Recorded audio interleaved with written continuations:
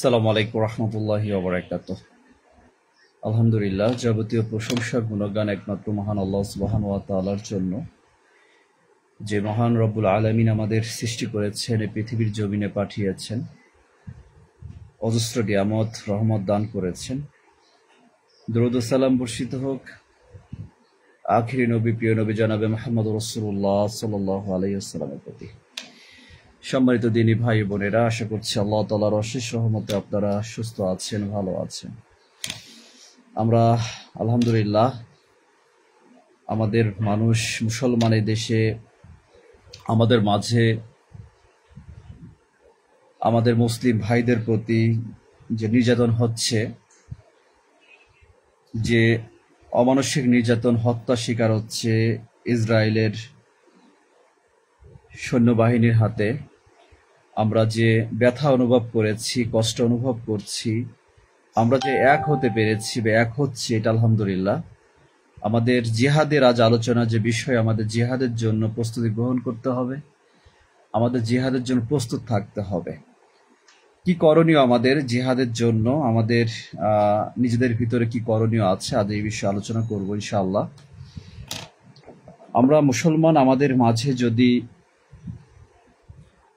মাঝে যদি মিল না থাকে, আমরা যদি একে অপরের কাদা ছড়াছড়ি করি, আমরা যদি হিংসাত্মক মনোভাব সৃষ্টি করি, তাহলে আমাদের মুসলিম ভাইদের পাশে আমরা বিরাট একটা ঐক্য গোষ্ঠী, আমরা কিন্তু এক হতে পারবো না। তো আমাদের মুসলমান, আমাদের দল মত, ইখতিলাফ, মাযহাব বলেন, সই আকীদা বলেন, যেটা হোক, আমাদেরকে অবশ্যই এই মুহূর্তে আমাদেরকে এক হতে হবে। সবার কাছে অনুরোধ করছি, আমি আসলে আলোচনার মূল উদ্দেশ্য, লাইভের একটা আলোচনা কষ্ট হয়, পরিশ্রম হয়, কথা বলতে গেলে পরিশ্রম আছে। তা আমি আপনাদের কাছে যে বার্তাগুলো পৌঁছে দিচ্ছি, চেষ্টা করছি আপনারা যেন এটাকে সর্বোচ্চ চেষ্টা করেন, এটাকে মেনে চলার জন্য, গ্রহণ করার জন্য।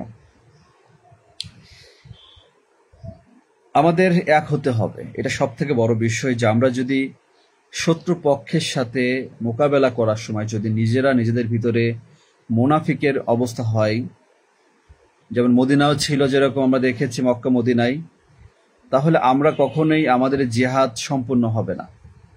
আমাদেরকে অবশ্যই এক হতে হবে, আমাদেরকে অবশ্যই মনের ভিতরে ব্যথা অনুভব করতে হবে, আমাদের মুসলিম ভাইদের প্রতি ভালোবাসা, তাদের যন্ত্রণা, তাদের কষ্ট দেখে আমাদের কষ্ট অনুভব করতে হবে। আমরা রাজপথে একটা মিছিল বের করে আমরা যে একদিনে আমাদের জিহাদ সম্পন্ন করব সেটা না।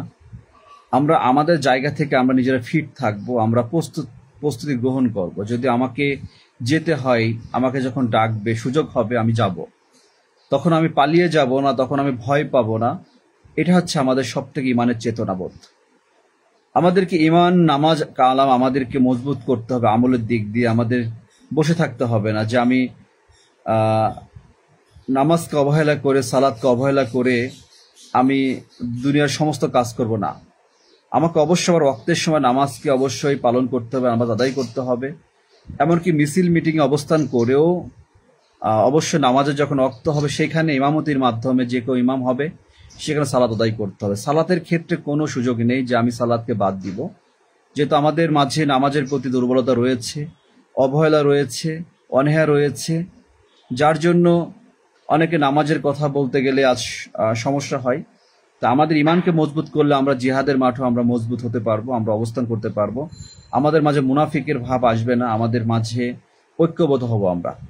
আজ আমাদের মাঝে সমাজে আলেমদের ভিতরে যেমন দেখা যায় যে একে অপরের প্রতি হিংসা অহংকার বিদ্বেষ, যেটা জামশেদ মজুমদারের বিষয় নিয়ে লক্ষ্য করলাম যে কতটা হিংসা অহংকার রয়েছে অন্যান্য আলেমদের তার প্রতি, যে কত কত মধুর ব্যবসায়ী আছে, কত ব্যবসা করে, তার ব্যবসার প্রতি কতটা হিংসা অহংকার আছে, কত ব্যক্তি আছে না বুঝে তাকে নিয়ে ভিডিও তৈরি করে রোস্ট করছে।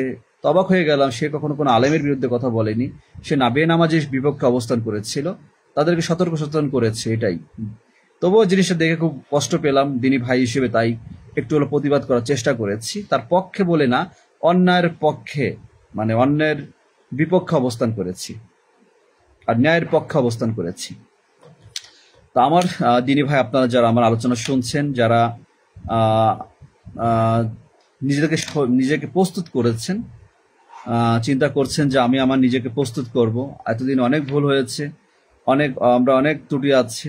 এর আগেও ছিল যে আমরা কিছুদিন আমাদের মুখে মুখে জিহাদ করেছি, কিছুদিন আমরা ইসরায়েলের প্রোডাক্টগুলো বর্জন করেছি, এরপরে আমরা সেটাকে আবার গ্রহণ করেছি, এমনটা না।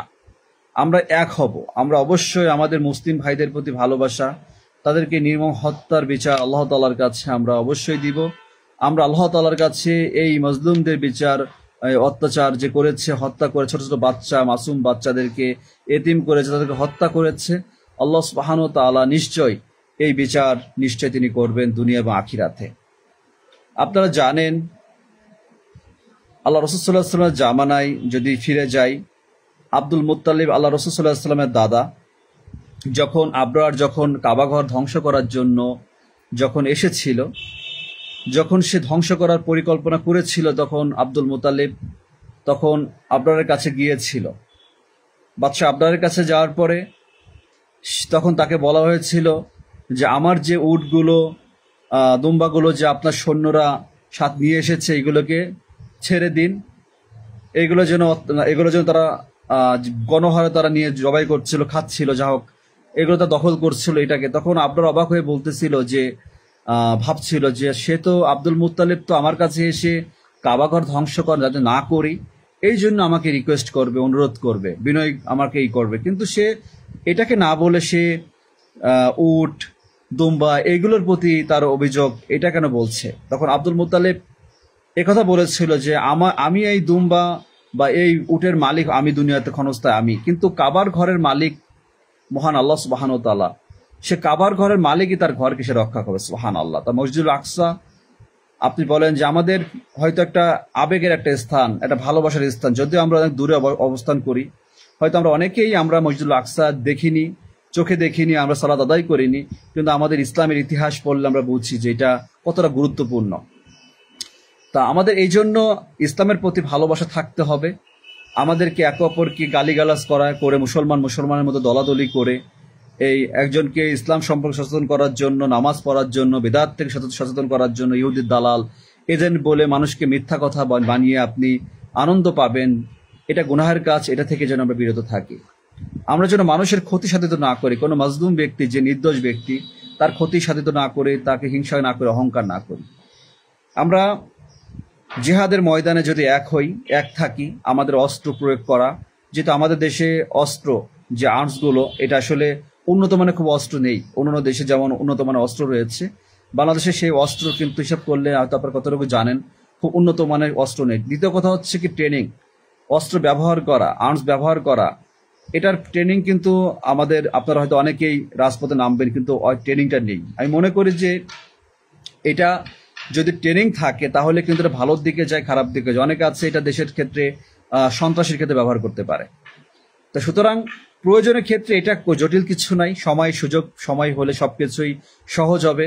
যেটা আল্লাহ রাসূল জামানায় তারা কিন্তু তলোয়ার প্রশিক্ষণ তারা কিন্তু ছিল না, হঠাৎ করে তারা কিন্তু আল্লাহ তাআলার হুকুমেই সবকিছু তারা পেরেছে। তা ঠিক এমনই ৭১ সালে যখন যুদ্ধ হয়েছিল তখনও কিন্তু তারা অনেকে কিন্তু ট্রেনিং প্রাপ্ত ছিল না, তবুও কিন্তু তারা অস্ত্র ব্যবহার করতে পেরেছে অল্প দিনের মাধ্যমে। তা আমার এটাই বিষয় যে আমাদের অন্তরের ভিতরে ব্যথা থাকতে হবে, আমাদের অন্তরের ভিতরে মুসলমানের প্রতি ভালোবাসা থাকতে হবে, ইহুদিদের প্রতি ঘৃণা থাকতে হবে, যারা ইসরায়েলে, যারা এক কথায় যে যারা কাফের, যারা মুসলিমদের হত্যা করছে, যারা মুসলিমের শত্রু, তাদের প্রতি আপনার ঘৃণা পোষণ করতে হবে। তাদের প্রতি বিন্দুমাত্র ভালোবাসা প্রকাশ করা যাবে না। কিন্তু অনেক মুসলমান দেখা যাচ্ছে আপনি আপনার নিজের স্বার্থে, নিজের ব্যর্থতার জন্য অনেক মুসলিম ভাইকে ইহুদির দালাল যে কথাগুলো বলেন, এটা থেকে আপনাকে বিরত থাকতে হবে। মনে রাখবেন, এই পৃথিবীর জীবনে, এই জমিনে আপনি যেমন খুশি তেমনই সাজার প্রতিযোগিতায় আপনি যা ইচ্ছা তাই করতে পারেন, আপনি যা খুশি তাই বলতে পারেন, আপনি সালাত আদায় নাও করতে পারেন, আপনি আল্লাহ ইবাদত নাও করতে পারেন, কিন্তু কারো কিচ্ছু আসে যাবে না। কিন্তু আমাদের জবানকে আমাদের হেফাজত করতে হবে। সবথেকে কষ্টদায়ক, যখন অনেক ফেসবুকে যেত, আমরা এই বিষয়ে কাজ করি, দিন প্রচার করি, তখন অনেকে অনেক কিছু নিয়ে অনেক কথা বলে, আপনারা দল, অনেক অনেক কথা দেখে কষ্ট পাই। তারা মনে করে যে একটা দলে বিভক্ত হয়েছে। যখন একজন নির্দোষ ব্যক্তিকে দোষী বলা হয়, তখন যদি সেই ব্যক্তির পাশে না দাঁড়ানো হয়, তখন এটা আল্লাহ তাআলার কাছে এটা অবশ্যই আমি অপরাধী। এটা আমার শিক্ষা, ইসলামের শিক্ষা নিয়ে আমি এটাই শিক্ষা দিয়েছি। একজন ব্যক্তি যে নিরপরাধ, যদি আমি বুঝি, অবশ্যই তার পক্ষে অবস্থান করব। একজন অপরাধী ব্যক্তিকে কেউ নির্দোষ প্রমাণ করতে চাচ্ছে, অবশ্যই তাকে অপরাধী প্রচার করব। তা আসলে এই ব্যথা থাকতে হবে আমাদের মাঝে। আমরা এখন আমাদের জিহাদ, যে জিহাদ আল্লাহর জন্য, জিহাদ হয় আল্লাহর জন্য, দিনের জন্য। এটা দুনিয়ার জন্য, লাভের জন্য, খাওয়ার জন্য, পাওয়ার জন্য, যে মিছিলে গেলে 50 টাকা পাবো, মিছিলে গেলে কিছু খাইতে পারবো, এমন চিন্তা যদি করেন, আপনার কোনো উপকার আপনি পাবেন না। তো অবশ্য আমাদের প্রকৃতপক্ষে আল্লাহ তাআলার জন্য, আল্লাহ তাআলার সন্তুষ্টির জন্য দুনিয়ার জীবনে সমস্ত কাজ সম্পন্ন করতে হবে। প্রত্যেকের জায়গা থেকে, আপনি নামাজি, আপনি বেনামাজি, আপনি যে বেনামাজি শব্দটা জীবনে পেয়েছেন, এই বেনামাজি শব্দটা আপনার জীবন থেকে মুছতে হবে। আমি কিছুক্ষণ আগে একটা ভিডিও শেয়ার করেছি, আপনারা দেখে নেবেন। কথাগুলো অল্পতে বোঝার আছে। যারা বুঝবে তারা সহজে বুঝবে, আর যারা মানবে না তারা সে তর্ক বিতর্ক করবে, সে গালি দিবে, নেগেটিভ মন্তব্য করবে। যে আমাদের অনেকে বেদাতি বলে, আমাকে অনেকেই বেনামাজি বলে। কেন বলে? আমাকে কেন বেদাতি বলা হচ্ছে? তার মানে আমি নিশ্চয়ই কোনো বেদাতের সাথে সম্পৃক্ত আছি হয়তো। আপনি যদি বেদাত থেকে মুছে ফেলে নিজেকে সরে আসেন, আমার কেন শিরিক, মাজার পূজারি বলে, আমি কেন মাজারে যাচ্ছি? আপনি না বেনামাজি শব্দটা শুনতে মুসলিম, আপনি তো মুসলিম না, বেনামাজি, আপনি নামধারী মুসলিম, এই কথাটা শুনতে নিশ্চয়ই খারাপ লাগে ভাই আমার। এই কথা যাতে জীবনে না শুনতে হয়, আপনি সেভাবে নিজেকে প্রস্তুত করেন। আপনি প্রস্তুত করেন, আপনি জীবনে ওয়াদা করে আল্লাহ তাআলার কাছে আপনি তওবা করে ফিরে আসেন যে আল্লাহ, যতদিন বেঁচে আছি 5 ওয়াক্ত সালাত আদায় করবো অবশ্যই। যখন আপনি 5 ওয়াক্ত সালাত সঠিকভাবে আদায় করবেন, শুদ্ধভাবে আদায় করবেন, তখন আপনার মাঝে ইমানের প্রকৃত ইমান জাগ্রত হবে ইনশাআল্লাহ। মুখে ইমান আর মনের ইমান কিন্তু এক না। আমরা অনেকে অনেক কথা মুখে বলি, মানুষকে প্রচার করি, দেখাই, কিন্তু আসলে না। অন্তর কি বলে আপনি জানেন। আপনার অন্তরে ভাষা, অন্তরে অনুভূতি আপনি জানেন, আল্লাহ তাআলা জানেন, অপর মানুষ জানে না। এই জন্য আমরা প্রত্যেকের স্থান থেকে নিজেদের ভুল ত্রুটি সম্পর্কে আমরা দিনের শিক্ষা অর্জন করার মধ্যে বোঝার চেষ্টা করব। আমি একটা পোস্ট দেখেছি যে একটা ব্যক্তি বলেছে, সে একজন ইউটিউবার, যে জামশেদ মজুমদার যে কথাগুলো বলেছে, ভুল বলেছে, সে বুঝতে পারেনি। ওই লোক নিজেই বুঝতে পারেনি, ওই লোকের দিন শিক্ষা নেই, ওই লোকের আবেগ বেশি বলে এই লোক বোঝে। যে একজন মুসলমান যদি নামাজের কথা বলে, সেই মুসলমানের প্রতি যে কোনো পরিস্থিতিতে নামাজের কথা বললে এখানে নেগেটিভ ভাবার কিছুই নেই। এখানে পজিটিভ ভাবলে আজ এত কিছু হতো না। যে নামাজের কথা বলেছে, আমি একটা ভিডিও প্রচার করেছি, যে একজন বেনামাজি যে নামাজ পড়ে না, সে নামাজ পড়ছে, আলহামদুলিল্লাহ, ভালো কাজ। একজন ব্যক্তি অবৈধ উপার্জন করে, সুদ খেয়ে, ঘুষ খেয়ে যদি অবৈধ উপার্জন করে, ভুল পথে হারাম কাজ করেও যদি সে নামাজ আদায় করে, তাকে যদি বলি ভাই আপনার তো নামাজে কবুল হবে না, কারণ আপনি তো অবৈধ উপার্জন করেন। এটা বলার উদ্দেশ্য এটা না যে তাকে আমি নামাজ থেকে বারণ করছি। এখন সে যদি ফেসবুকে পোস্ট করে বলে সে নামাজ থেকে আমার নিষেধ করছে, তখন কি হবে?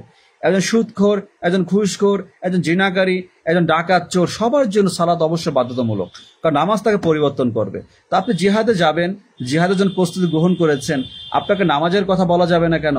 আপনাকে নামাজের কথা বলতে গেলে আমি ইহুদি দালাল হচ্ছি কেন? আপনি নেগেটিভ মন্তব্য করছেন কেন? আপনার এত বাধে কেন? কারণ আপনি নামাজের প্রতি আপনার ভালোবাসা নেই বলেই আপনি এটাকে নেগেটিভ মনে করেছেন, যেটা হয়েছে সাম্প্রতিক। কারণ যারা নামাজকে প্রকৃতপক্ষে নামাজি না, যারা 2 ওয়াক্ত নামাজ পড়ে, এরাই জামশেদ মজুমদারের বিপক্ষে অবস্থান করেছে। কেউ দেখেছে সালাফি আলেম, অনেক হানাফি আলেম তাদের বিপক্ষে অবস্থান করেছে, কিন্তু এই ব্যক্তি কিন্তু কোনো আলেমের সমালোচনা করেনি। এই ব্যক্তি দুনিয়াবি কোনো স্বার্থ নিয়ে কথা বলেনি। এই ব্যক্তি বলেছিল যে মুসলিম যুবক ভাই তুমি, হয়তো তার কথা বলার ভঙ্গি কিন্তু এমন, হয়তো অনেকে জানেন না বলে আমি ভিডিও শেয়ার করেছি। তার কথা বলার ধরন এরকম, আপনার খারাপ লাগতে পারে, কিন্তু যারা প্রকৃত হক বোঝে, যারা প্রকৃত দিন বোঝে, যে মিষ্টি কথা, কিচ্ছা কাহিনী বলে মানুষ কখনো পরিবর্তন হয় না ভাই। প্রকৃত দিনের কথা বলে আঘাত লাগলে, আপনার হার্টে যদি লাগে, আপনাদের লজ্জা হয়, তাহলে আপনি পরিবর্তন হতে পারবেন। যে আপনাকে যদি বলা হয় তুই বেনামাজি, তোকে দেখে মুসলিমই তো মনে হয় না। আপনার যদি কথা শুনে ব্যথা হয়, আপনি যদি তারপর রাগ করেন তাহলে আপনি পরিবর্তন হতে পারবেন না। যদি আপনার অন্তরে ব্যথা আসে তার প্রতি, তাহলে অবশ্যই আপনার জীবন পরিবর্তন হবে ইনশাআল্লাহ। এটা হচ্ছে ইসলাম। ইসলামকে বুঝতে হবে, মানতে হবে। যে সে বোঝাতে যাচ্ছে যে তুমি ঘরের পিছনে মসজিদ, ঘরের পাশে মসজিদ, তুমি মসজিদে যাওয়ার মতো শক্তি নাই, তুমি অবহেলা করো, তুমি জিহাদে যাবে কিভাবে? এই কথাটা বলার কারণে সে মানুষের কাছে, আবেগের কাছে সে হেরে গিয়েছে, তাকে তার ক্ষতি করেছে। সে এটাই বোঝাতে চাচ্ছিল সে জিহাদের জন্য আমরা লেবে যাচ্ছি, আমরা রাজপথে নামতে প্রস্তুত হয়ে গিয়েছি, কিন্তু আমার ইমান আমল ঠিক নেই। সম্মানিত দিনী ভাই বোনেরা, আমার যদি ইমান ঠিক না থাকে, আমি যদি মুশরিক হয়ে যাই, আমার যদি ইমান সঠিক না থাকে, আমি যদি বেনামাজি হই, তাহলে এই জিহাদে আমি কি উপকার করতে পারি? এই জিহাদের মাঝে থেকে আমি কিভাবে জিহাদ করতে পারি? এই জিহাদে আমি শহীদ হলে কি আমি শহীদের মর্যাদা পাবো কিনা? আমাকে তো ভাবতে হবে। শুধু শুধু মনে করেন যে ওইখানে গেলে আপনি জান্নাতে চলে যাবেন, আপনি মনে করেন যে ফিলিস্তিনি গাজা গিয়ে আপনি যুদ্ধ করলে আপনি জান্নাতে হবেন, এটা ভুল কথা। আপনার যদি ইমান সঠিক থাকে তবে আপনি সফল হবেন, আর ইমান ঠিক না থাকার জন্য আপনি সফল হতে পারবেন না। জামশেদ মজুমদার হাফিজউল্লাহ সে এই কথাটাই বোঝাতে গিয়েছিল বলেই সে কিন্তু বিতর্কিত হয়েছে। আপনি আবেগের স্রোতে ভাসিয়ে নিজেকে বলেছেন যে এই মুহূর্তে কেন সে নামাজের কথা বলল, আর সময় পাইনি। আরে মুসলিম, তুমি কেমন মুসলিম? হে মুসলিম, তোমাকে নামাজের কথা বলা হয়েছে, তুমি বেনামাজি, তুমি নিজে যখন চিন্তা করো না, তোমার নামাজ নেই, কালাম নেই, তোমার ইমান নেই, আমল নেই, তোমার সুন্নাহ নেই, আদর্শ নেই, প্যান্ট টাকনুর নিচে তুমি চার দোকানে বিড়ির দোকানে বিড়ি খাচ্ছ, তোমার কোরআনুল কারীম তুমি কখনো পড়ো নাই, তুমি জানো না, তুমি জিহাদের শব্দ মনে করো, তুমি জিহাদ তুমি জাগ্রত করে ফেলেছো রাস্তায় গিয়ে। এটা তুমি জিহাদ করবে না, মানুষকে দেখাবে? অবশ্যই দেখানো হবে। এই বাংলাদেশে যারা আমরা রোডে ঘাটে যাবো, মানুষকে শুধু দেখানো ছাড়া কিছুই করা নেই। আমরা প্রকৃত জিহাদ করতে পারছি? সুযোগ আছে? নেই। কিন্তু প্রিয় ভাই আমার, আমাকে প্রকৃত জিহাদের প্রস্তুতি গ্রহণ করতে হবে। আজ আলোচনা যারা শুনছেন, আপনাদের কাছে আমার মেসেজ, আপনাদের বোঝানো আমার মেসেজ যে আমাদেরকে প্রকৃত জিহাদের চিন্তা, আল্লাহ তাআলাকে সন্তুষ্ট করার জন্য, দিনের জন্য, আল্লাহর জন্য জিহাদের ময়দানে যাওয়ার চিন্তা করতে হবে। মানুষকে দেখানোর জন্য না, একটা সেলফি তোলার জন্য না, মানুষের কাছে ফেসবুকে ভাইরাল হওয়ার জন্য না, একটা ছবি তুলে ফেসবুক ওইখানে যে দেখো মাথায় একটা প্লে লাগিয়েছি, একটা পোস্টার লাগিয়েছি, একটা ব্যানার লাগিয়েছি, আমি জিহাদে চলে এসেছি। না, আপনাকে অবশ্যই অন্তরের ভিতরে আমাদের ফিলিস্তিন গাজাভাষী যারা ভারতে নির্যাতিত হচ্ছে যে কোনো মুসলমান, তাদের প্রতি ব্যথা যন্ত্রণা অনুভব করতে হবে। আল্লাহ তাআলার কাছে ইবাদত করার মাধ্যমে আল্লাহ তাআলার কাছে দোয়া করতে হবে। ইমানের পরে সালাতকে কেন আমি ঘৃণা করব?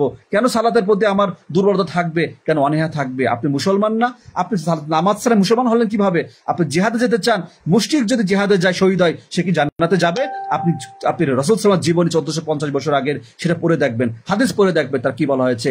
জামশেদ মজুমদার আপনাকে এটাই বোঝাতে চেয়েছিল, কিন্তু তার আবেগের স্রোতে গা ভাসিয়ে এই লোকটাকে পচিয়ে ফেলেছে। তার কথা বলার ধরন এমন, এক একজন আলেম এক এক ভঙ্গিতে কথা বলে। ওই দেখবেন মিজানুর রহমানের একটা ভঙ্গি একটা রকম, সে বলে বিশ্বনবী সাল্লাল্লাহু আলাইহি সাল্লাম, সবাইকে বিশ্বনবী বলে, এক একজন এক একটা করে সাল্লাল্লাহু মুহাম্মদ সাল্লাল্লাহু আলাইহি সাল্লাম। ওই দেখবেন শায়েখ আহমদুল্লাহ একরকম ভঙ্গিতে কথা বলে। ওই দেখবেন যে কি বলে, যেমন আমি এক ভঙ্গিতে কথা বলি, অনেকে দেখবেন কথা বলতে প্রত্যেক কথা সুর দিয়ে কথা বলে। এক একজন বক্তা এক এক ধরনের ভাবে কথা বলে, কিন্তু তার কথা বলার উদ্দেশ্য কি দুনিয়াবী স্বার্থে নাকি আখিরাতের চিন্তা, এটা বোঝার বিষয় আছে। যে আমি একটা কথা আপনাকে বোঝাতে চাচ্ছি, ভাই আপনি তো বেনামাজি, আপনি বেনামাজি, আপনি মুসলমান হলে কিভাবে? এই কথাটা শুনে আপনার যদি খারাপ লাগে ভাই, তাহলে আপনার জীবন পরিবর্তন হবে না, আপনাকে লজ্জা নিতে হবে না। আসলে তো এই ভাই তো আসলে সঠিক কথা বলেছে। আসলে আমি মুসলমান হলাম কিভাবে? আমি তো নামাজই পড়ি না এখন পর্যন্ত, আমি আমার মুসলিম ভাইয়ের জন্য জিহাদ করতে চাচ্ছি। হ্যাঁ, আমি তো অবশ্যই যাব, আমি আল্লাহ তাআলার কাছে দোয়া করব। তা আমি যদি মুশরিক হই, তো আমার দোয়া কিভাবে কবুল হবে? আরে ভাই, আপনি জামশেদ মজুমদার চিনতে পারলেন না ভাই? আমি আমার জীবনে 5 বছরের অভিজ্ঞতায় আমি আল্লাহর প্রতি এসেছি, অনেক আলেম চিনেছি, তাদের বুঝেছি, কিন্তু আমি কুটুক্তি করি না ভাই। যারা বিদআত করেছে, শিরিক করেছে, শুধু তাদের বিপক্ষে অবস্থান করেছে, আলেমকে ভালোবেসেছি। আমাকে একজন বলেন যে জামশেদ মজুমদার কি বোঝে? আমি তাকে বলি, ভাই সে কি বোঝে? আমি যে কথা বলছি, আমার ফেসবুকে যারা আপনারা দেখছেন, জামশেদ মজুমদার থেকে আপনি জ্ঞানী হতে পারেন নাই। হ্যাঁ, এটাই আপনাকে মানতে হবে। আপনি যে তর্ক করতেছেন ফেসবুকে এসে, আপনি কি বোঝেন, আপনি ইহুদির দালাল, আপনি কোনো চিন্তা করেছেন যে তার ইমান আমল আর আপনার ইমান আমল কি এক কিনা? কথা বলা ফেসবুকে, একটা গালি দেওয়া সহজ, নেগেটিভ মন্তব্য করা সহজ, আপনি আমাকে কাফের বলাও সহজ, কিন্তু আপনি হাদিস জানেন না।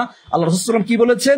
যে ব্যক্তি কোনো ব্যক্তি সম্পর্কে কুফরি মতবাদ প্রচার করবে, যে ব্যক্তি কোনো ব্যক্তিকে কাফের বলবে, যদি সে কাফের না হয়ে থাকে তার অবশ্যই বর্তাবে। কত ব্যক্তিকে আপনি ইহুদির দালাল বলছেন, যদি ওই ব্যক্তি ইহুদির দালাল না হয়ে থাকে, তাহলে আপনি ইহুদির দালাল হবেন। কখনো চিন্তা করেন, ইসলাম কখনো বোঝেন নাকি শুধু নামে মুসলিমের জীবনটা পার করেন? ভাই, এখন দুনিয়াতে আপনার লোক আছে, ক্ষমতা আছে, দল আছে, আপনি অনেকে অনেক কথা বলতেছেন, কিন্তু মৃত্যুর পরে কবর জীবনে একা হয়ে হয়ে যাব আমরা, কেউ থাকবে না প্রিয় ভাই আমার যারা নামাজের কথা বলে এই ব্যক্তির প্রতি ঘৃণা পোষণ করবেন না ভাই।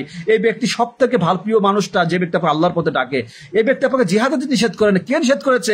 কে নিষেধ করে? তাকে ঘৃণা করি আমি ব্যক্তিগত বলছি, যে কোনো পিতা, যদি আমার পিতা হতো মারা গিয়েছেন যে আমাকে জিহাদ নিষেধ করতেন, আমার পিতা মাতাকে ত্যাগ করতে পারি দিনের জন্য, আমার পিতা মাতাকে শিরিক করার জন্য ত্যাগ করতে পারবো, কিন্তু এছাড়া ত্যাগ করা যাবে না। আপনাকে যা বোঝাচ্ছি ভাই আমার, আপনারা দেশের মানুষ না বুঝে এই জামশেদ মজুমদারের সম্পর্কে অনেক বিদাতি লোক এইটাকে হিংসা করেছে।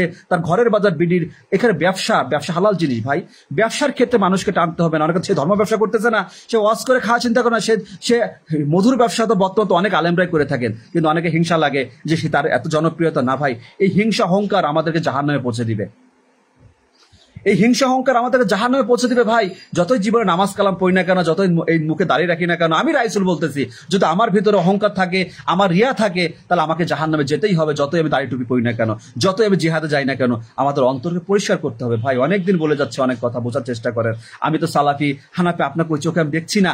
আমি চাচ্ছি আপনি প্রকৃত দিন গ্রহণ করেন, প্রকৃত আমল করেন, শিরিক বিদআত মুক্ত আমল করেন ভাই। আল্লাহ রাসূল সাল্লাল্লাহু আলাইহি ওয়াসাল্লাম যে দিন রেখে গিয়েছেন আমরা সেটাই গ্রহণ করব, তার বেশি না, কম হোক কিন্তু বেশি যাব না। আমরা কেন এক হতে পারছি না? আমরা জিহাদে যেতে যাচ্ছি, আমরা একসাথে, কেন আমাদের মধ্যে হিংসা অহংকার থাকবে? আমরা কেন আমাদের তো দলাদলি থাকবে যে ও সালাফি আকিদা, ও তো ইহুদির দালাল, আমি আমি আমি কি বলে হানাফি মাযহাব অনুসরণ করেছি, এমন চিন্তা ভাবনার মধ্যে কেন থাকবে ভাই? আমরা মুসলমান, এটা আমাদের পরিচয়, আমাদের আসল মুসলমান, আমরা পরিচয় মুসলিম। আমাদের ভিতরে ইখতিলাফ, আমাদের ভিতরে আমলের যে বিষয়গুলো, এটা হাদিস কোরআন হাদিস সম্মত বিষয়, এটাকে আমরা অনেকে না জানার কারণে আমরা নেগেটিভ মনে করি, কিন্তু আমরা জিহাদের মাঠে যেন এই সালাফি এই হানাফি এটাকে না টানি। এটা আমার বোঝানোর মূল বিষয়। যে জামশেদ মজুমদার সাহেব যেটা বলেছেন ভাই, আল্লাহি, আমি আল্লাহ সাক্ষী দিচ্ছি, ইমানের সাক্ষী আছে, সিয়াম থাকা অবস্থায় সাক্ষী দিচ্ছি ভাই, আমি সাক্ষী দিচ্ছি ভাই, সে বেচারা খারাপ কথা বলে নাই, সে বেচারা কোনো নেগেটিভ কথা বলে নাই, সেই বেচারা জিহাদ থেকে সরে যেতে বলে নাই, সে শুধু আপনাকে ইমানকে জাগ্রত করার জন্য কথাটা বলেছে।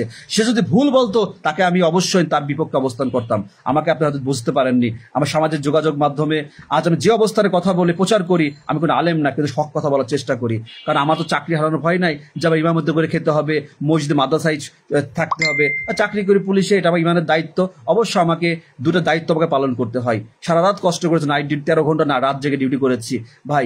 তাই এই ডিউটি মানুষের জানমালের নিরাপত্তা আল্লাহর পক্ষ থেকে করেছি, ইসলামের খেদমত করছি। অবশ্যই যে অনেকে খারাপ লাগবে, হিংসা হবে, অনেকে আমাকে গালি দিবে, কিন্তু আমার এটা নিয়ে সরে দাঁড়ানোর কিছুই নেই। কিন্তু আমার এটাই বোঝানোর বিষয় যে লাইভে যারা প্রথমে শুনছে তারা বুঝতে পারবেন, যারা লাস্টে আসবেন অনেকে বুঝতে পারবেন না, যে আমরা মানুষকে না বুঝে আমরা মানুষকে বাজে মন্তব্য করি। ইসলামকে আমরা খন্ড খন্ড করে বিভক্ত করেছি, দলে বিভক্ত করেছি। অনেকে অনেক মন্তব্য করেন, কিন্তু বুঝতে হবে যে আমি বেনামাজি, আমাকে বেনামাজি আমি কেন থাকবো? আমি কেন আমি মুসলিম থাকবো? আমাকে অবশ্যই প্রমাণ করতে হবে। ওই রাইসুল আমাকে বলেছে বেনামাজি, ওই রাইসুল আমাকে বলেছে আমি নামধারী মুসলিম, ও বলেছে, আমি তাকে প্রমাণ করে দিব আমি প্রকৃত মুসলিম। আপনি 5 ওয়াক্ত সালাত আদায় করুন ভাই। ভাই, আপনি আমাকে বেনামাজি বলছিলেন, আপনাকে নামধারী মুসলিম বলছিলেন না? এই দেখেন আমি 5 ওয়াক্ত সালাত আদায় করি। আমি আপনাকে জড়িয়ে ধরে বুকে জড়িয়ে বলবো, ভাই রে ভাই, আপনি আমাকে ক্ষমা করে দেন ভাই, হয়তো আপনাকে কষ্ট দিয়েছি, কিন্তু আপনার জীবনটা তো পরিবর্তন হয়েছে ভাই, আপনি আমার দিনী ভাই, প্রকৃত দিনী ভাই। এটা তো ইসলাম। কেন পারছি না আমি বেনামাজি হয়ে, আমি আমার ওই নামাজ যে পড়তে আদায় করতে বলছে বলে তাকে আমি ইস্যু টেনে তাকে আমি বিতর্কিত করছি, তাকে ইহুদি দালাল বানিয়ে ফেলছি, দেশে আমাকে মনে হয় ওই কি বলে ওই ইসরায়েলের দালাল। কেন দালাল হলো? নামাজের কথা বলে কেন দালাল হলো? এটা আমাদের বোঝার বিষয় ছিল। আমরা বুঝতে পারিনি বলে, জানতে পারিনি বলে সে ব্যক্তি সরে গিয়েছে। যখন আমি আপনাকে হক কথা বলবো, যখন আপনি মানতে পারবেন না, তখন আমি আপনাকে কিভাবে বুঝাবো, কোন ভাষায় বুঝাবো? আমি আপনার কিচ্ছা কাহিনী করতে ফেসবুকে লাইভে আসি না। আমি যতদিন দিনের প্রচার করেছি দেখেছেন যে আমি কোনো অযৌক্তিক বিষয় নিয়ে কথা বলেছি, যেটা সুন্নাহ প্রচার করেছে, হয়তো অনেকে মানতে পারেননি, বোঝাতে চেয়েছি। আপনাকে চাপিয়ে দিতে আসিনি। পৃথিবীর জমিনে কোনো নবী রাসূল আসেনি কাউকে হিদায়াত দেওয়ার জন্য। মনে রাখবেন, পৃথিবীর জমিনে কোনো নবী রাসূল আসেনি কাউকে হিদায়াত দেওয়ার জন্য। পৃথিবীর জমিনে নবী রাসূল এসেছিল মানুষকে পথ দেখানোর জন্য। তা আমরা যারা দিনের পথে চলার আল্লাহ তাআলা তৌফিক দিয়েছে, যারা দিনের কথা বলি, আমরা শুধু আপনাকে সতর্ক করি, সচেতন করি হক কথা বলার মাধ্যমে। হক কথা অনেক তিতা ভাই, অনেক তেতো, অনেক টক, অনেক বিশ্রী লাগবে, কিন্তু আপনি যদি বুঝতে পারেন, গ্রহণ করতে পারেন, লজ্জাকে দূরে সরাতে পারেন, তাহলে আপনার জীবন পরিবর্তন হবে না, পরিবর্তন হবে না। আমাদের সমাজে নামাজের প্রতি কজন নামাজ পড়ে? এই রমাদান মাস চলে গিয়েছে, এখন মসজিদগুলো ফাঁকা হয়ে গিয়েছে। আপনি দেখেন এই যে জিহাদের যে রোড মাস বিষয়গুলো দেখবেন, কত কোটি কোটি মানুষ এক হবে। আলহামদুলিল্লাহ। কেন আমরা মসজিদে যেতে পারবো না? আমাদের নামাজের ক্ষেত্রে কেন এত অনীহা? আমরা এটা ভালো বুঝতে পারছি। এত মুসলমান দেখবেন তার টাকটু নিচে কাপড়, এত মুসলমান দেখবেন তার মুখে নবীর সুন্নাহ আদর্শ চিন্তা করেনি। অনেকে দেখবেন যে ওই এখন যে পেপসি খেয়ে ওই 2 দিন পরে বলতেছে যে বাটার জুতা পরে জুতা ভাঙছে। বাটার জুতা বাটার শোরুম লুটপাট করছে, ও পায়ে বাটার জুতা ছিল। ও নিজে কেএফসিতে সবসময় গার্লফ্রেন্ড নিয়ে খেয়েছে, এখন সে কেএফসির ভাঙচুর করছে। এই আবেগ, এই মুসলমানের আবেগ দূর করতে হবে। আপনার প্রকৃতপক্ষে ইসলামের ভালোবাসা, একটা মুসলিমের প্রতি মুসলিম ভালোবাসা জাগ্রত করতে হবে। যে আমার এক মুসলিম ভাই বিপদের সম্মুখীন হয়েছে, তাকে আমি অবশ্যই তাকে বিপদ থেকে আল্লাহর পক্ষ থেকে হেফাজত করার চেষ্টা করব। সে কোন দলের, সে কি আওয়ামী লীগ নাকি বিএনপি, সে কি জামাত নাকি শিবির, সে কি সালাফি নাকি হানাফি, এগুলো আমাদের দেখার প্রয়োজন নেই। একজন মানুষ, একজন ব্যক্তি বিপদগ্রস্ত, তাকে অবশ্যই আমি সে হিন্দু নাকি মুসলিম এটাও দেখার প্রয়োজন নেই। তাকে বিপদ থেকে আমরা আল্লাহর পক্ষ থেকে হেফাজত করার চেষ্টা করবো। এটা হচ্ছে ইসলাম, এটা হচ্ছে ইসলাম। আপনাকে মানতে হবে, বুঝতে হবে। আমাকে মুখে ইমানদার সাজার কোনো কিছু নেই। এই জমিনে আমরা নিজেকে ইমানদার সাজি, মানুষকে ছোট করে, অপমান করে, লাঞ্ছিত করে নিজেকে বড় করতে চাই। প্রিয় ভাই আমার, এটা করছি আমরা। হয়তো আমি বলি যে আপনি আমাকে যে যত সহজে গালি দিতে পারেন, আমি পারছি না। আমারও গালি দিতে ইচ্ছা করে। আমি একটা ভিডিও অবশ্যই দেখেন, ভাইরাল হয়েছে, অনেক মানুষ দেখেছে। আমি আসলে কথাগুলো ভাই কোথায় পৌঁছাবে এটা তো জানতাম না, কিন্তু কথাগুলো আমার অন্তর থেকে বলি ভাই, বলার চেষ্টা করি। ওই রিলস যেটা ভিডিও এগুলো আসলে এগুলো কি বলবো, ওর থেকে আমি ওটা গুরুত্বপূর্ণ মনে করি, কিন্তু আমি লাইভে যে আলোচনাগুলো করি আমি অন্তর থেকে করার চেষ্টা করি। যে আমি মানুষ, আল্লাহ তাআলা ইনসান, পৃথিবীর শ্রেষ্ঠ জীব, এই পৃথিবীতে আল্লাহ তাআলা পাঠিয়েছেন। আল্লাহ তাআলা পৃথিবীতে পাঠিয়েছেন কেন? ওমা খালাকতুল জিন্না ওয়াল ইনসা ইল্লা লিয়াবুদুন। আমি মানুষ যে সৃষ্টি করেছি ইবাদত করার জন্য। আল্লাহ আমাকে সৃষ্টি করেছে ইবাদত করার জন্য। কিন্তু আমরা জমাট রক্তবিন্দু নাপাক, আমরা বীর্য থেকে আমাদের পৃথিবীতে এসেছি। আমরা কিছু জানতাম না, বুঝতাম না, আমরা দুর্বল ছিলাম। আমাদের জ্ঞান ছিল না, কিছু ছিল না। পিতামাতা আমাদেরকে হাঁটি পা করে হাঁটিয়েছে।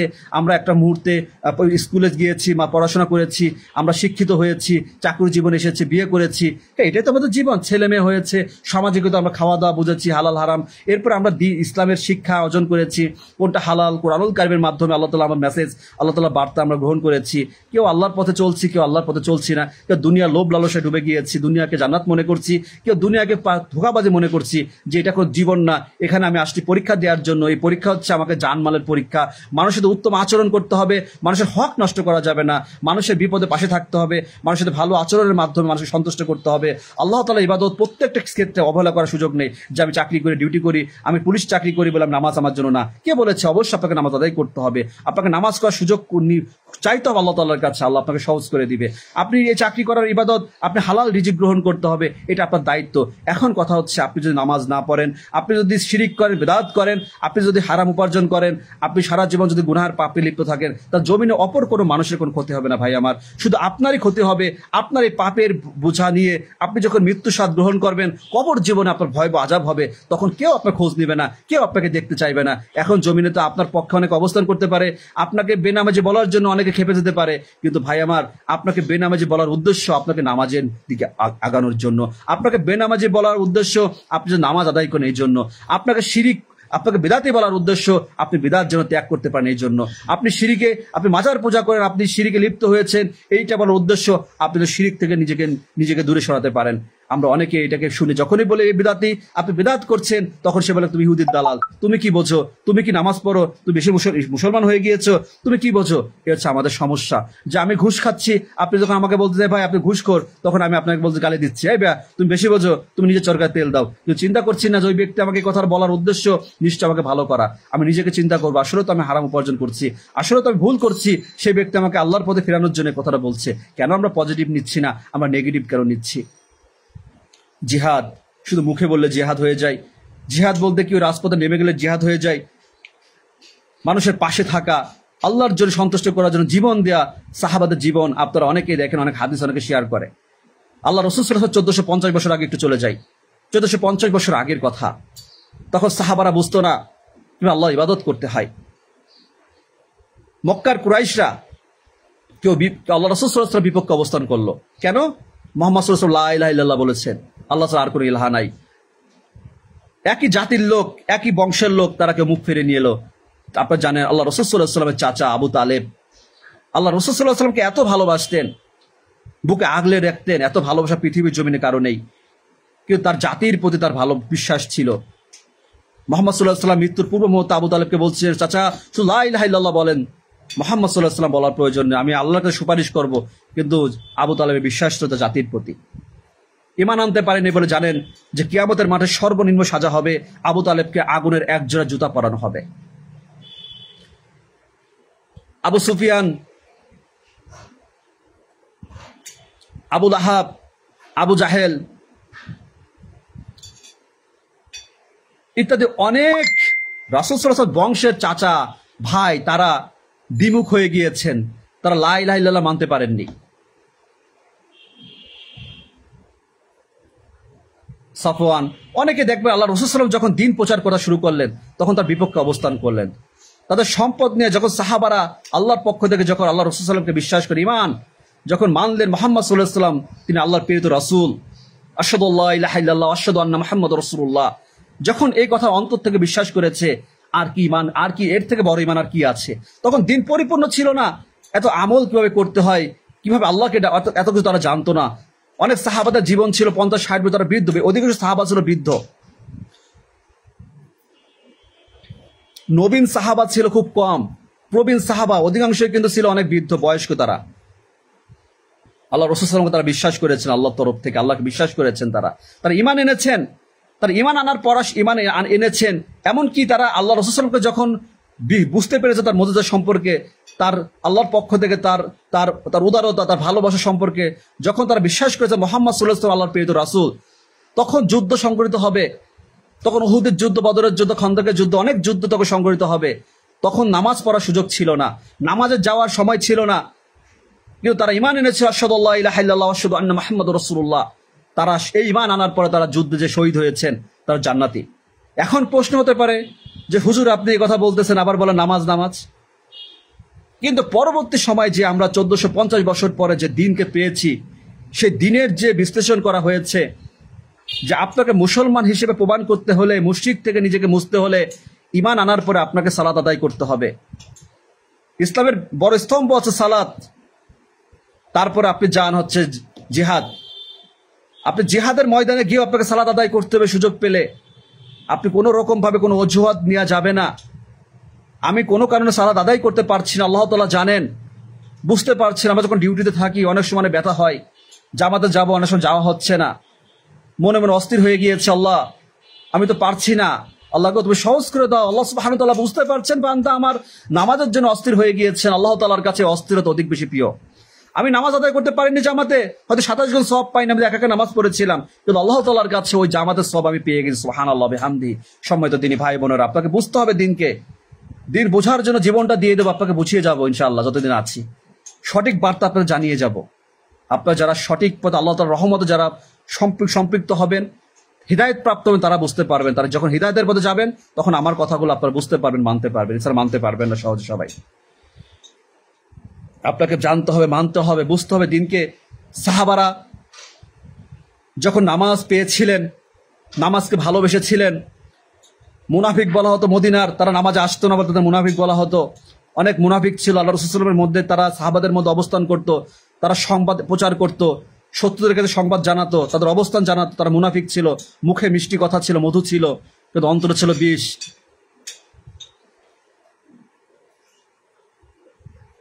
আমরা দিন 1450 বছর পর পরিপূর্ণ দিন পেয়েছি। আমরা জানি ঈমান কাকে বলে, ঈমান হারালে, ঈমান হারিয়ে গেলে কিভাবে ঈমান মানুষ হারিয়ে যায়, কিভাবে সে ঈমান থেকে বিচ্ছিন্ন হয়ে যায়। আমাদের একজন মুসলিম হিসেবে আমাদের সবথেকে করণীয় কি আমরা জানি। এরপরে যদি আমরা যদি অজুহাতটা আনি, জানি না, আপনি যে 1450 বছর আগে সাহাবাদের সাথে তুলনা করেন, আপনি ভুল করেছেন। আপনি নামাজ আদায় না করার জন্য সাহাবাদের কথা বলেন যে তারা তো অনেকে নামাজ না পড়ে তারা তো শহীদ হয়েছেন। তারা ঈমান ছিল, তারা শহীদ হয়েছেন। অনেকে ঈমান ছিল না, তারা শহীদ হয় নাই। অনেকে জাহান্নামে অবস্থান করেছেন। আল্লাহ রাসূল সাল্লাল্লাহু আলাইহি ওয়াসাল্লামের কাছে বলেছেন যে অমুক ব্যক্তি তো শহীদ হয়েছে, সে তো জান্নাতি। আল্লাহ রাসূল সাল্লাল্লাহু আলাইহি ওয়াসাল্লাম বলেছেন না, সে জাহান্নামে প্রবেশ করেছে, সে জাহান্নামে হবে। কারণ কি? সে সুইসাইড করেছিল। অনেক ঘটনা আছে, আপনারা যদি এগুলো ইসলামের জীবন ইতিহাস যদি পড়েন, আর রাহিকুল মাকতুম যদি পড়েন, আপনারা জানতে পারবেন, রাসূল জীবন যদি পড়েন জানতে পারবেন। তা আমাদেরকে প্রিয় ভাইরা আমার, সকলকে এক হতে হবে। আমাদের মুসলিম ভাইদের জন্য, যুদ্ধের জন্য সকলকে এক হতে হবে। দেশের সরকার থেকে শুরু করে প্রত্যেকটা মুসলিমকে, যদি কোনো বেধর্মীও যদি অংশগ্রহণ করতে চায় তাকে নিষেধ করা যাবে না, কিন্তু বেধর্মী আর প্রকৃত মুসলিমের হিসাব নিকাশ সম্পূর্ণ আলাদা। আপনি জিহাদের ময়দানে যেতে চান কিসের জন্য? আল্লাহকে সন্তুষ্ট করার জন্য। আপনি জিহাদের ময়দানে শহীদ হওয়ার যে অবস্থা, সে অবস্থায় আপনাকে শহীদ হতে হবে। এটা মেনে নিয়ে আপনাকে জিহাদের ময়দানে যেতে হবে যে আমাকে জীবন দিতে হতে পারে, কিন্তু আমি যদি শহীদ হই, আমি কি শহীদের মর্যাদা পাবো কিনা আমাকে ভাবতে হবে। আমি যদি বেনামাজি হয়ে যাই, আমি নিশ্চয় মুশরিক। আমার যদি ইমান আমল ঠিক না থাকে, তাহলে ওই ময়দানে যে আমি যদি জীবন দেই, তাহলে আমি কখনোই জান্নাতে যেতে পারবো না। প্রিয় ভাই আমার, এই কথাটা আপনাদের গ্রহণ করতে হবে, মানতে হবে, বুঝতে হবে। তাহলে কি করতে হবে, আপনাদের কি করতে হবে, সে মেসেজ আমি এখন দিয়ে দিচ্ছি। আমাদের অবশ্যই 5 ওয়াক্ত সালাত আদায় করতে হবে। আপনি যাচ্ছেন, কোথাও যাচ্ছেন, বাজারে যাচ্ছেন, নামাজের রক্ত হয়েছে, নামাজ আদায় করে যাবেন। আপনি যে কোনো ব্যস্ততা আছে কাজে, আপনি ফাঁকে নামাজ পড়ে নেবেন। আপনি যদি কালকে মনে করে থাকেন ওই খুলনা শিববাড়ির মোড়ে আপনি জিহাদের রোড মার্চের জন্য যাচ্ছেন, আপনার জোহরের রক্ত, নামাজের রক্ত হয়েছে, আপনি নামাজ আদায় করে তারপর সেখানে যাবেন। নামাজকে বাদ দিয়ে না, নামাজকে অবহেলা করে না। এটা হচ্ছে মূল মেসেজ যেটা জামশেদ মজুমদার দিয়েছেন, যে আপনাকে অবশ্যই নামাজকে অবহেলা করা যাবে না। আপনাকে জীবন পরিবর্তন করতে ইমানের সাথে, যাতে আপনি শহীদ হলে, আপনি যদি শহীদ হয়ে যান, যেটা মানুষের চোখে শহীদ, আপনি শহীদের মর্যাদা যেটা আপনি পান।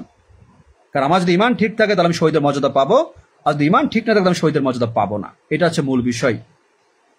এই বিষয়টা না বুঝে জামশেদ মজুমদারকে নেগেটিভ মনে করেছেন, গালি দিয়েছেন, ইহুদি দালাল বলেছেন, তার ক্ষতি করেছেন, অনেকে তার পিছনে লেগেছে। সে যে কথাগুলো বলেছে যে মুসলিম অনেক দেশ বিশ্ব আছে, তারা সত্য সৃষ্টি করেছে, তারা নিজেদের মধ্যে, ওই ফিলিস্তিন নিজেদের মধ্যে ষড়যন্ত্র আছে, সে এটা বোঝাতে চাচ্ছিল যে তাদের অনেক সমস্যা আছে, অনেক মুসলিম দেশ আছে, তারা নিজেদের স্বার্থ হাসিলের জন্য তাদের পাশে থাকছে না, আমার মুসলমানের মধ্যে নিজেদের মধ্যে মিল নেই। তাহলে আমরা কিভাবে শত্রুপক্ষকে আমরা কিভাবে দমন করব বলেন? যদি আমাদের ভিতরে মিল না থাকে, তাহলে আমরা কিভাবে দমন করব?